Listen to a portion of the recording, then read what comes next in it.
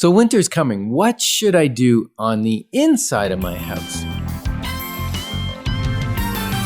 Moving forward with the DekkerTeam. Moving forward together with the DekkerTeam. And we've created multiple, like over 367 shows actually on YouTube channel.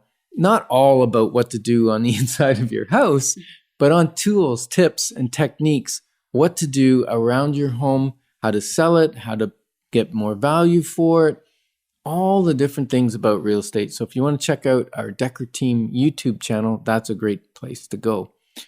So some things, Leah, on the inside of your house are also an outside job. Does that make sense? So?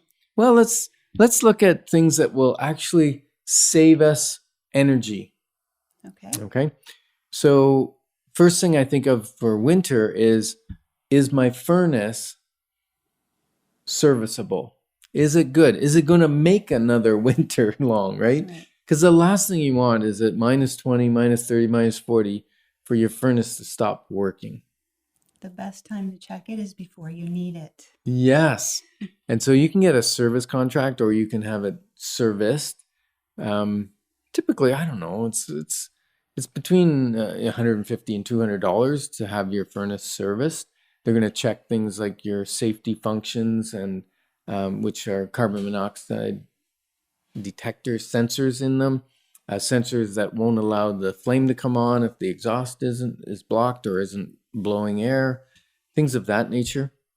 And something that people, when I said it was an inside-outside job, as many times people don't realize your air conditioner is hooked up year-round.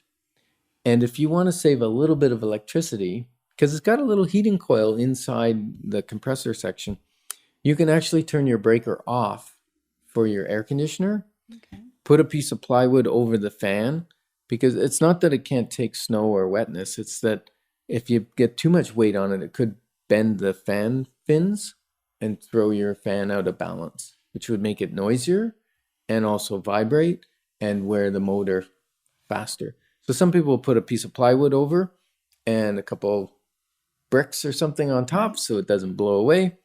And now you've protected your air conditioner.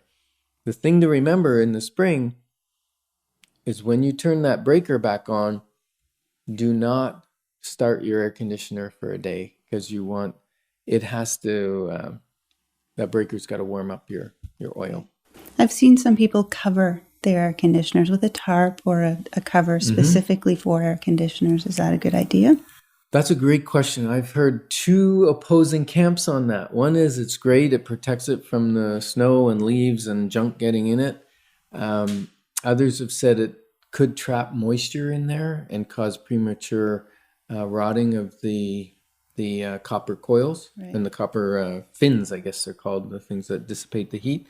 So I've heard two different camps. The fact that the manufacturers actually sell them probably says they're okay. But I don't know. More research on that one. So you mentioned carbon monoxide when you were talking about the furnace. Mm-hmm. I would think that this is a very good time for you to go through and make sure all of your carbon monoxide detectors are working properly. Yes. Smoke alarms as well. Yes. One of the things I do is I do it annually, usually New Year's Day. I make sure I have batteries and I go around and I change all my batteries in my smoke detectors. My smoke detectors are also carbon monoxide detectors. So I don't have to have the ones that plug in the wall. But if you've got a regular smoke detector, and as a matter of fact, if it's turning that kind of yellow color, it's not white anymore, probably time to change it. Right. Smoke detectors should be changed about every 10 years. Okay. And most people don't. So carbon monoxide detectors are important. They can plug in the wall. You can get them relatively inexpensively, and they could save your life. As a matter of fact, not only should you have your furnace inspected, it's important that you inspect your fireplace. We moved into this house about 5 years ago. We've had our fireplace done a few times when the furnace is being done. But the first time there was actually a part that was defective in it, and it was causing the glass to be cloudy from the fumes or the flames because it wasn't burning properly. And they said that could be a danger. And a friend of mine in in Vancouver actually almost died from carbon monoxide because her fireplace was leaky. And so it's a good idea to have that fireplace checked.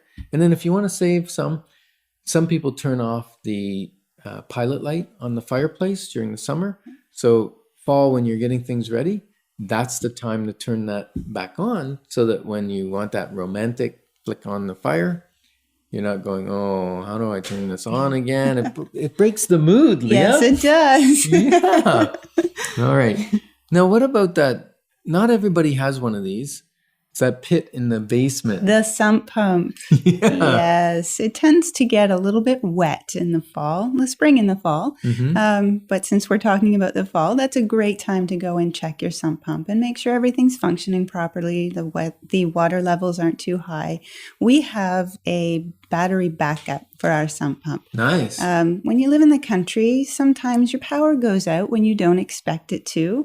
And the biggest concern for us anyways in a power outage is the sump pump. You want to make sure that it's still getting the water away from your house and not flooding your basement. So yes, it's very important to check that and make sure everything's functioning properly. Yeah. I had a friend that their basement flooded 3 times. Oh no. It was horrible. And the first time it was, I'm trying to remember, it was a sump pump failure. And second time was they put in the backup. And the backup's set up so that it's slightly higher than your normal electric one. So if the electric one doesn't run or can't keep up, then the battery operated one kicks in. Well, this particular season, there was so much moisture that the 2 pumps were running and the battery died on the battery backup, and then it flooded, right? Right. So he figured, okay, I got this. So he did his basement, put in 2 sump pumps, set them at different levels, and a battery backup. So he had 3 in there, and you know what? It flooded again. You know what happened? What happened? He didn't bring a separate line for the second pump, second electrical line. Okay. So the water came up, the first one couldn't handle it, the second one kicked in. Because there were 2 pumps running on the one circuit, it blew the circuit breaker. Oh no. Both those pumps stopped, and the battery operated couldn't handle it, and the basement flooded again. So sometimes we got to really use expertise in how we set that up, and that's something rare. Country properties, it's rare that you have that much moisture that you got to be running several pumps. But it can happen, and when it does, it's not fun. Yeah, exactly. And you can hook them up to your house alarm system too if you have one. That's a good idea. Yes, and then it'll alert you if the water level is getting too high. Yeah, and the alarm systems now are so sophisticated. They phone you on your phone and they tell you what's going on. So that's really important. And then lastly, seals on windows and doors, and like the felt strip that sometimes wear off, and sometimes you see it on a door, it's kind of hanging and it's there. That's the time to take your door and replace those seals, is when it's a little warmer than Exactly. -20. Yes. Yeah. So heating loss in the winter can be a huge problem. My charge to you is right now, call and ask for service on your furnace. And if you've already done it, hats off to you. So thanks a lot for joining us on this episode of The Inside Track. We're passionate about helping you to solve your home issues. Moving forward with the DekkerTeam. Moving forward.